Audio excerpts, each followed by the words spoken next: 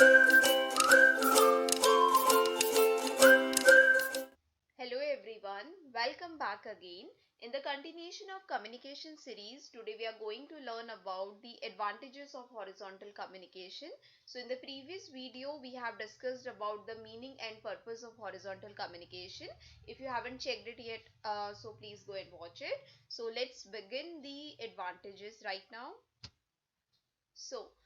Here the very first advantage of horizontal communication is that it helps to implement top level decision. So let it make it more simpler.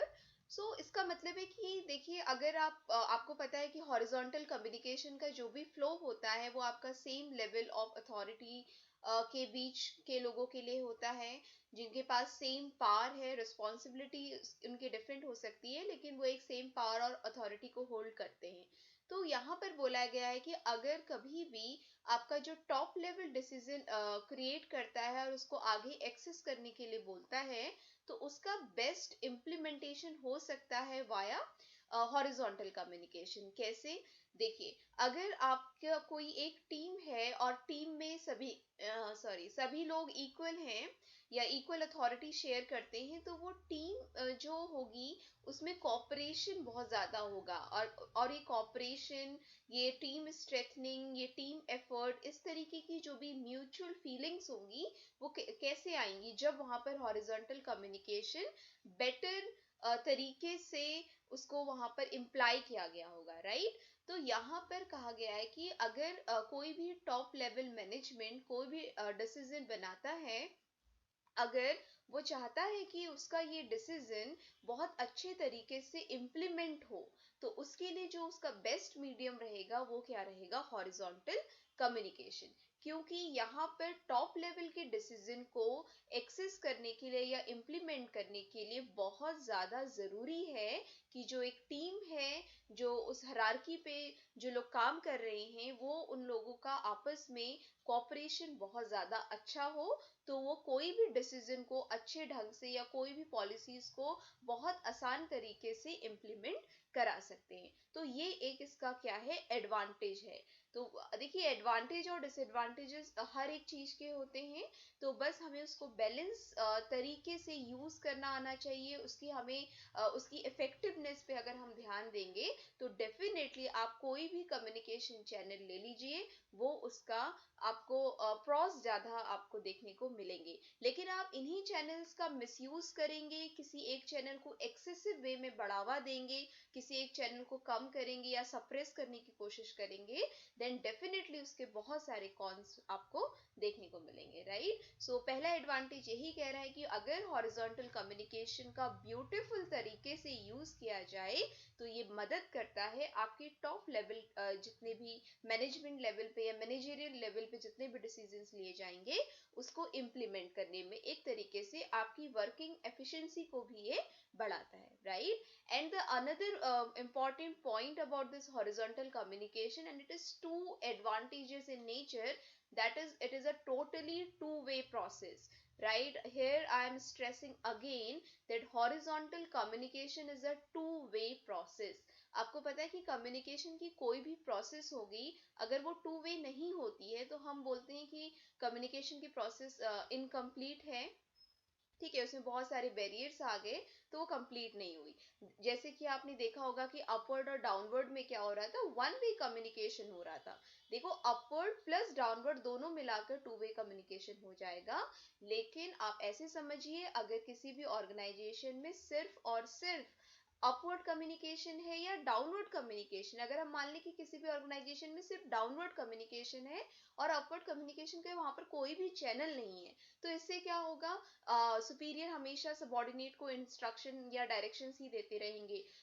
Subordinate के पास कोई भी ऐसी opportunity नहीं होगी कि वो अपने सुपीरियर को फीडबैक दे सके अपनी दिक्कतों या परेशानियों को वो शेयर कर सके, राइट। तो वो उनके अपने कॉन्स थे कि वो क्या हो रहा था? वन वे प्रोसेस है। लेकिन हॉरिजॉन्टल कम्युनिकेशन की यह ब्यूटी है कि ये क्या है? एक टू वे प्रोसेस है। तो टू वे प्रोसेस है, इसमें बहुत कम हेजिटेशन होगी, आपको फीडबैक बहुत जल्दी मिलेगा और सामने वाला बिल्कुल क्विक रिस्पॉन्स करेगा। तो ये सारी चीजें होंगी तो टाइम भी कम लगेगा। अभी हम आगे इसके एडवांटेजेस में देखेंगे, लेकिन ये टू वे प्रोसेस से ही जुड़ा हुआ है। तो आप ये समझिए कि दूसरा सबसे बड़ा एडवांटेज हॉरिजॉन्टल कम्युनिकेशन का तो यही है कि ये एक ऐसी प्रोसेस है, टू वे प्रोसेस है, जिसमें सेंडर इनिशिएट कर रहा है तो receiver definitely the receiver is going to feedback, उसको देना चाहिए, और वो दे रहा है नहीं दे रहा है तो उसके भी बहुत सारे रीजन हो सकते हैं। ठीक।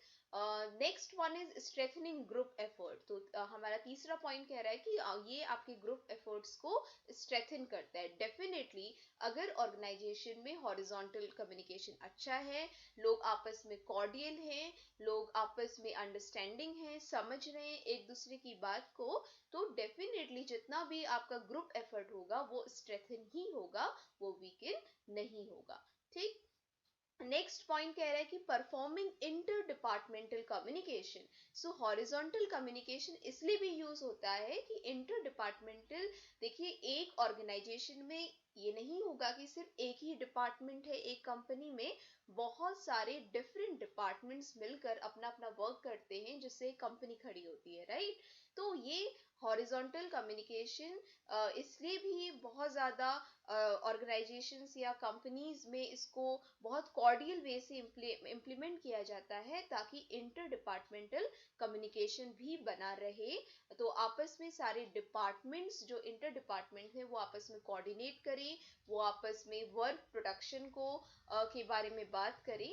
तो ये कौन सी चैनल से होगा? देखिए ये अपवर्ड से नहीं होगा, डाउनवर्ड से नहीं होगा, ग्रेपवाइन से नहीं हो रहा है, लेकिन इसमें ज्यादा यूज किसका हो रहा है? हॉरिजॉन्टल कम्युनिकेशन का।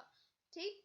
नेक्स्ट है gaining benefits of informal communication. This is also a very important advantage of horizontal communication, that it gains benefit of informal communication. आप upward देखिए, downward देखिए, उसमें बिल्कुल totally formal communication आ रहा था, उसमें कोई भी informal touch नहीं था। तो informal touch का मतलब है कि यहाँ पर personal आप टच यूज कर सकते हैं। तो इसका मतलब है कि अगर हम सेम लेवल पे लोगों के साथ काम कर रहे हैं तो डेफिनेटली एक फ्रेंडशिप बिल्ड हो जाती है। ठीक है। ऑब्वियसली ये जितना भी इनफॉर्मल कम्युनिकेशन होता है ये वर्कर्स के माइंड को स्ट्रेथन ही करता है।